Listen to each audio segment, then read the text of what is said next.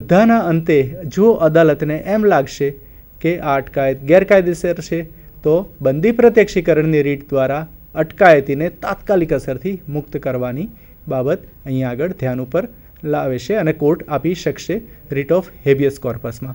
તો આ સૌ પ્રથમ સુપ્રીમ કોર્ટમાં રીટ ઓફ હેબિયસ કોર્પસની વાત છે અને એની સત્તા છે.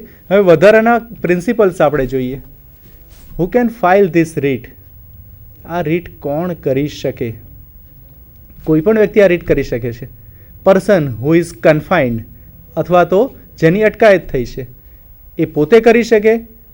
ઘણીવાર એવું થાય કે વ્યક્તિ પોતે અટકાયતમાં હોય તો ક્યાંથી એ રીટ કરવા આવતો હતો તો પછી એ મુક્ત ન થઈ શકે. તો એના મિત્ર પણ કરી શકે, સગા સંબંધી પણ કરી શકે, અથવા તો સાવ ત્રાહિત વ્યક્તિ, a stranger who is not at all connected in any manner with the person confined. He can also brought the attention of the court stating that this fellow has been wrongly confined. Principle of locus standi is not applicable here. મિત્રો બહુ મહત્વની વાત છે આ locus સ્ટેન્ડાઈનો principal કે સિદ્ધાંત એ શું છે. લોકસ સ્ટેન્ડાઈનો પ્રિન્સિપલ અથવા તો અદાલત સમક્ષ કોઈ વ્યક્તિની ઊભા રહેવાની, ઉપસ્થિત રહેવાનો અધિકાર એ ક્યારે હોઈ શકે? સામાન્ય રીતે આ લોકસ સ્ટેન્ડાઈનો પ્રિન્સિપલ એમ કહે છે કે જે વ્યક્તિને તકલીફ હોય એ વ્યક્તિ અદાલત સમક્ષ જાય, પણ જે વ્યક્તિને તકલીફ નથી કંઈ તો અદાલત તેને સાંભળશે નહીં. ઉદાહરણ તરીકે જોઈએ તો કોઈ વ્યક્તિને કંઈ નોકરીમાંથી કાઢી મૂક્યો છે અથવા તો નોકરીને રિલેટેડ ડિસ્પ્યુટ છે, તો તે વ્યક્તિ પોતે અદાલતમાં જવાના બદલે તેનો મિત્ર જાય અદાલતમાં, તો એના મિત્રો દ્વારા રીટ અરજી કરાવે અને પછી આ મિત્ર એમ કહે કે મારા ખાસ મિત્રને અટકાયતમાં અથવા તો નોકરીમાંથી કંઈ કાઢી મૂક્યો છે, સાંભળ્યા વગર કાઢી મૂક્યો વગેરે, તો અદાલત એમ કહેશે કે you don't have a locus standi. તમારો આ અદાલત સમક્ષ ઊભા રહીને દલીલ કરવાનો, રજૂઆત કરવાનો કોઈ હક તમને મળતો નથી, કારણ કે તમારા મૂળભૂત અધિકારનો ભંગ નથી થયો. જે વ્યક્તિના મૂળભૂત અધિકારનો ભંગ થયો છે તેને જ અદાલત સમક્ષ ઊભા રહી અને રજૂઆત કરવાનો હક રહેશે. તો આ લોકસ સ્ટેન્ડાઈનો પ્રિન્સિપલ છે તે રીટ ઓફ હેબિયસ કોર્પસમાં લાગુ પડતો નથી. જે વ્યક્તિ અટકાયતમાં છે તે વ્યક્તિ પણ કરી શકે છે આ અરજી, તેનો મિત્ર પણ કરી શકે, સાવ ત્રાહિત વ્યક્તિ પણ કરી શકે છે. કોની સામે આ રીટ અરજી થઈ શકે? Against whom this writ can be filed? This writ can be filed against any person who is respondent and who is a state under Article 12 of the Constitution, or even private person, private firm, company, individual, ગમે તે વ્યક્તિ હોઈ શકે, ખાનગી વ્યક્તિ હોઈ શકે, ખાનગી કંપની હોઈ શકે કે રાજ્ય હોઈ શકે અથવા તો પ્રિઝન ઓથોરિટી પણ હોઈ શકે. કોઈને પણ સામે આ રીટ અરજી થઈ શકે છે. એટલે કે જે રીટ અરજીનો સામાન્ય પ્રિન્સિપલ છે, સિદ્ધાંત, કે the person who is a state under Article 12 of the Constitution, against only that person રીટ can be filed, એ સામાન્ય નિયમ બંદી પ્રત્યક્ષીકરણની રીટ અરજીમાં લાગશે નહીં, કારણ કે આ રીટ અરજી એ વ્યક્તિની સ્વતંત્રતા સાથે સંકળાયેલી રીટ અરજી છે, વ્યક્તિના સ્વતંત્રતાના અધિકારનું રક્ષણ કરે છે. માટે કોઈ પણ વ્યક્તિ સામે રીટ અરજી થઈ શકે, મિનિંગ દેર બાય ખાનગી વ્યક્તિ સામે પણ થઈ શકે. એટલે કે કોઈ એક વ્યક્તિએ બીજી વ્યક્તિને પકડીને તેના ઘરમાં પૂરી રાખેલો હોય તેની ઈચ્છા વિરુદ્ધ ગેરકાયદેસર રીતે, તો આવી વ્યક્તિ સામે પણ આ રીટ અરજી થઈ શકે. અને એ સંજોગોમાં આવી વ્યક્તિને જો બોલાવવામાં આવે સામાવાળા તરીકે તો તેણે અટકાયતીને લઈ અને અદાલતમાં હાજર થવું પડે. અદાલત પોતે વેરીફાઈ કરે કે ખરેખર આ રીટ અરજીમાં શું છે, અને એ સંજોગોમાં જો એમ લાગે કે કન્ફાઇનમેન્ટ ઇઝ ઇલીગલ, ગેરકાયદેસર છે, તો તાત્કાલિક અસરથી તેને મુક્ત કરી શકે. તો આ હેબિયસ કોર્પસની રીટ અરજીનો સામાન્ય સિદ્ધાંત. હવે મિત્રો આગળ આપણે જોઈએ. It is not available when the confinement is legal confinement. કાયદેસરની અટકાયતમાં આ રીટ અરજી કોઈ સંજોગોમાં થઈ ન શકે. હવે પ્રશ્ન એ થાય કે કાયદેસરની અટકાયત એટલે શું? તો કાયદેસરની અટકાયતમાં ધારો કે એક વ્યક્તિએ ચોરી કરી, તેની ધરપકડ થઈ, તેની સામે ટ્રાયલ ચાલ્યો અને ટ્રાયલના અંતે ચોરીના ગુના માટે એને ભારતીય ફોજદારી ધારાની કલમ 379 હેઠળ સજા થઈ, 1 વર્ષની સાદી કેદની સજા. આ વ્યક્તિ એમ માને છે કે હું તો નિર્દોષ છું, મને ખોટી રીતે ચોરીની સજા થઈ, તો તે આ રીટ અરજી કરી શકે?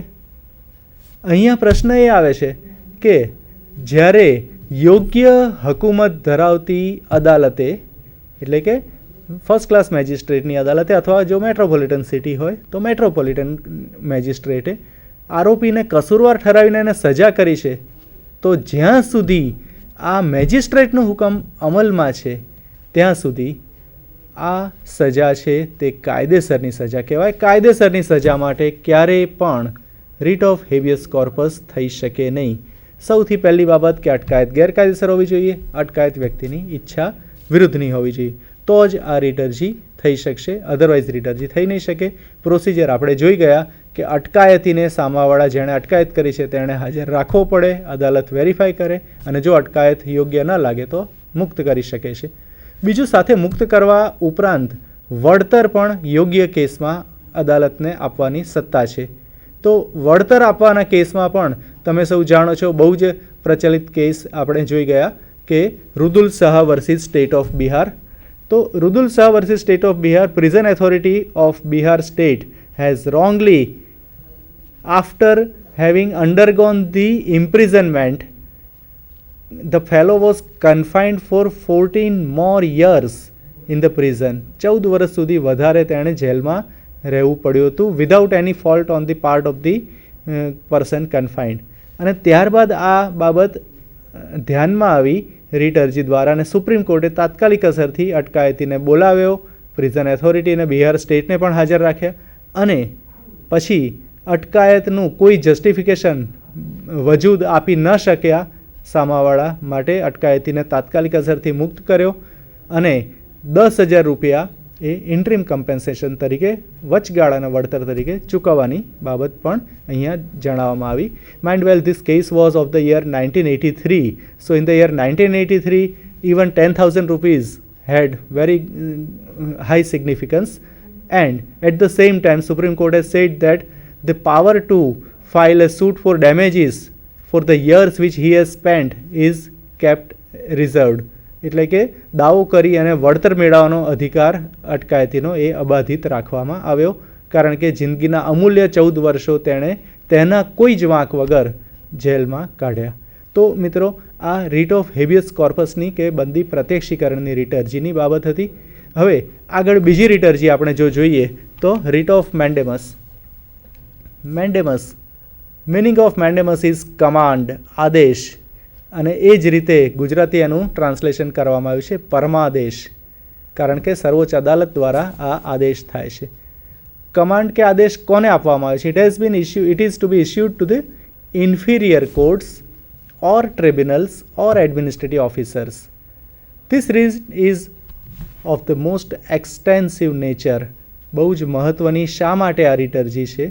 કારણ કે કોઈ વ્યક્તિ જો આ રીટ અરજી કરવા માગતું હોય તો ટેકનિકલ પણ એટલી છે, મદદરૂપ પણ એટલી છે. માત્ર અને માત્ર મૂળભૂત અધિકારના ભંગ માટે જ આ રીટ અરજી થઈ શકે છે. This writ can be filed only in the event of violation of fundamental rights. કઈ રીતે મૂળભૂત અધિકારનો ભંગ હોય તો થાય, કેવા સંજોગોમાં થાય? The fundamental rights of any person should be violated due to non discharge of public duty by the રેસ્પોન્ડન્ટ્સ.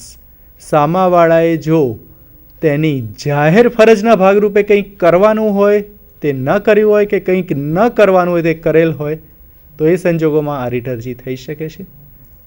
Such duty means duty has to be of public nature and must be imperative. ફરજિયાત પ્રકારની જાહેર ફરજ હોવી જોઈએ, મરજિયાત ફરજ હોય તો નહીં ચાલે.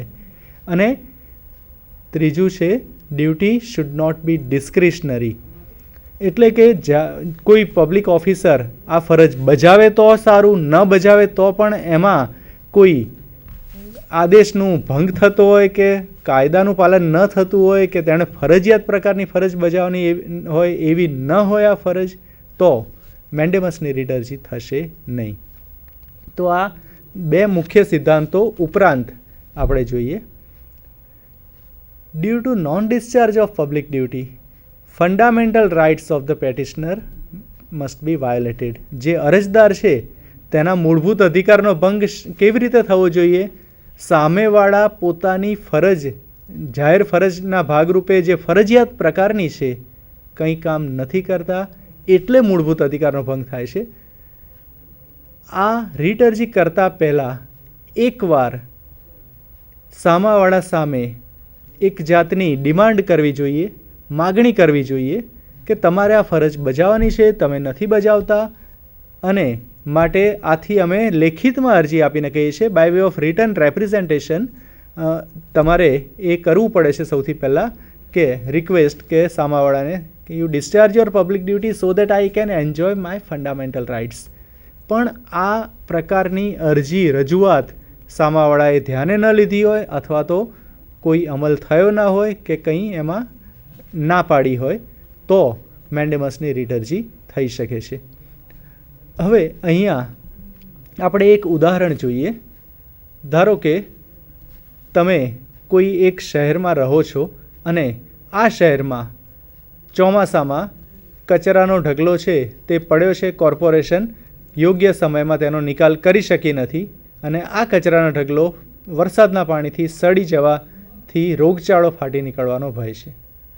હવે આ સંજોગોમાં તમે મ્યુનિસિપલ કોર્પોરેશનને લખી શકો, લેખિત રજૂઆત કરી શકો, કારણ જો રોગચાળો ફાટે અથવા તેવો સંભવ છે કે શરૂઆત છે તો એ તમારા મૂળભૂત અધિકારનો ભંગ કરે છે. મૂળભૂત અધિકારના ભંગ કઈ રીતે થઈ શકે આમાં એ તમે સમજો તો આર્ટિકલ 21માં સૌથી પહેલી બાબત તો રોગચાળાથી કોઈ વ્યક્તિ વધારે માંદો પડે, મૃત્યુ નિપજવાનો પણ સંભવ છે, તો રાઇટ ટુ લાઈફ એનો પણ ભંગ થઈ શકે. એટલે બધે સુધી ન જઈએ આપણે તો રાઇટ ટુ ક્લીન એન્વાયરમેન્ટ, સ્વચ્છ પર્યાવરણ, એ પણ આર્ટિકલ 21 નીચે એક મૂળભૂત અધિકાર છે. Right to clean environment is by stretching the Supreme Court of India has declared as one of the fundamental rights under article 21 કે સ્વચ્છ પર્યાવરણ હોય તો માણસ રહી શકે સ્વસ્થતાથી અને જીવી શકે, માટે રાઇટ ટુ લાઈફ માટે પણ રાઇટ ટુ ક્લીન એન્વાયરમેન્ટ એ જરૂરી છે.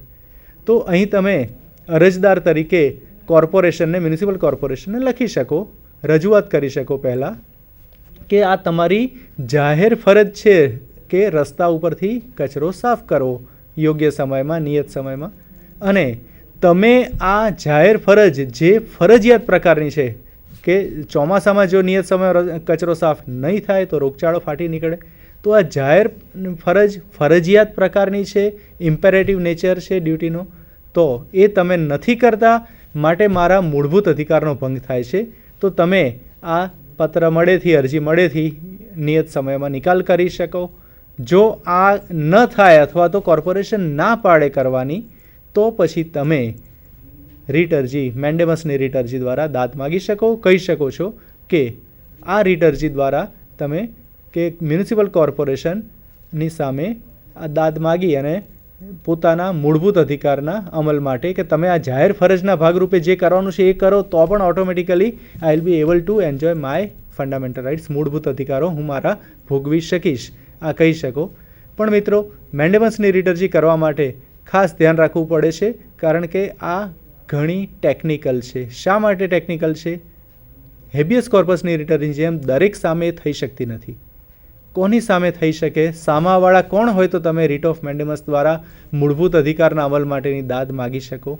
તો સામાવાળા અનુચ્છેદ 12 પ્રમાણે રાજ્યની વ્યાખ્યામાં આવતા હોવા જોઈએ. જો અનુચ્છેદ 12 પ્રમાણે રાજ્યની વ્યાખ્યામાં ના આવતા હોય તો રીટ અરજી થાય નહીં. બીજી બાબત કે aggrieved person, only aggrieved person can file this writ. Who is called an aggrieved person? Person whose fundamental rights are violated so far as the Supreme Court is concerned. મૂળભૂત અધિકારનો ભંગ થયો હોય તો એવી વ્યક્તિને અસરગ્રસ્ત વ્યક્તિ કહી શકીએ છીએ આપણે. હવે અહીંયા nobody else is permitted to prefer writ on behalf of the aggrieved person. Habeas કોર્પસમાં થતું હતું એનાથી જુદું છે આ. હેબિયસ કોર્પસમાં કોઈ પણ વ્યક્તિ રીટ અરજી કરી શકતો હતો કે આ વ્યક્તિ એ ખોટી રીતે અટકાયતમાં છે તેમ કરીને. મેન્ડેમસની રીટ અરજીમાં એવું નહીં થાય. કોણ મેન્ડેમસની રીટ અરજી કરી શકશે? માત્ર જે વ્યક્તિ અસરગ્રસ્ત છે, એગ્રીવ્ડ છે તે જ, એટલે કે જેનો મૂળભૂત અધિકારનો ભંગ થયો છે તે જ આ રીટ ઓફ મેન્ડેમસ કરી શકશે. So in other way, principle of locus standi is very much applicable. Mandamus can be filed only against the person or authority who is state under Article 12. અનુચ્છેદ 12 હેઠળ રાજ્યની વ્યાખ્યામાં આવતા હોય તેની સામે જ મેન્ડેમસ થઈ શકે. ખાનગી વ્યક્તિ કે સંસ્થા સામે મેન્ડેમસની રીટ અરજી થઈ શકતી નથી. અનુચ્છેદ 12 પ્રમાણે રાજ્યની વ્યાખ્યામાં કોણ આવી શકે? તો મિત્રો આમાં આર્ટિકલ 12 એ કહે છે કે આર્ટિકલ 12માં સેન્ટ્રલ એન્ડ સ્ટેટ ગવર્મેન્ટ્સ આવે છે, પાર્લામેન્ટ એન્ડ સ્ટેટ લેજિસ્લેચર આવે છે, local authorities and other authorities. Local authorities કે સ્થાનિક સત્તામંડળો, એમાં શું આવે? સ્થાનિક સત્તામંડળોમાં મ્યુનિસિપલ કોર્પોરેશન આવે છે, મ્યુનિસિપલ બોર્ડ આવે કે પછી એ રીતે બીજી local authorities like Kandla port trust છે, તો આવા બધા ટ્રસ્ટ પણ આવી શકે છે. ગ્રામ પંચાયત આવી શકે, તાલુકા પંચાયત આવી શકે, નગર પંચાયત આવી શકે, નગરપાલિકા આવી શકે. અધર એથોરિટીઝમાં એવી સંસ્થાઓ, બીજા સત્તામંડળોમાં એવી સંસ્થાઓ આવે છે કે જે રાજ્ય કે કેન્દ્ર સરકાર પાસેથી ગ્રાન્ટ લે છે અને રાજ્ય કે કેન્દ્ર સરકારનો એના વહીવટી તથા કાર્યક્ષેત્રની બાબતમાં પ્રભુત્વ છે એમનું.